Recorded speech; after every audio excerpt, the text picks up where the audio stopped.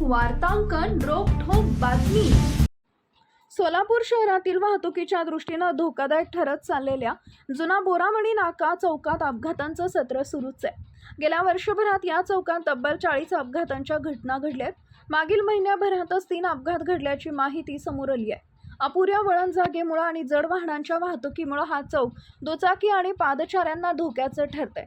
Market yard चौकापासून ते जुना बोरामणी नाका इथं वारंवार अपघात होत आहेत। या चौकातील वाहतूक व्यवस्था सुधारण्याची आहे।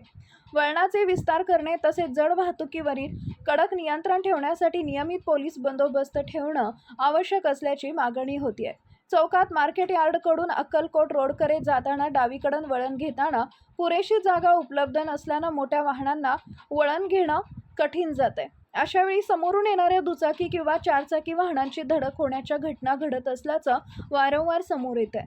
वळण अरुंद असल्यानं ही वाहनं सहजपणे वळू शकत नाहीत। हे वळण खूप धोकादायक ठरते। 2 दिवसांपूर्वी झालेल्या अपघातात वळण घेतानाच अपघात घडल्याचं समोर आलंय।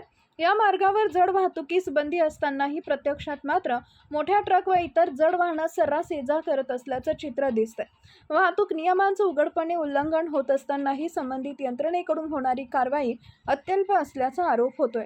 परिणामी नियमांचं पालन करण्याबाबत निष्काळजीपणा वाढल्याचंही दिसून येतंय।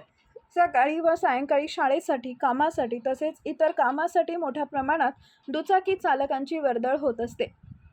जुना बोरामणी नाका चौकात डावीकडे वळण्यासाठी पुरेशी जागा नसल्यामुळं आणि जड वाहतूक बंदी असूनही ट्रकची ये-जा सुरू असल्यानं अपघातांचं प्रमाण वाढत आहे।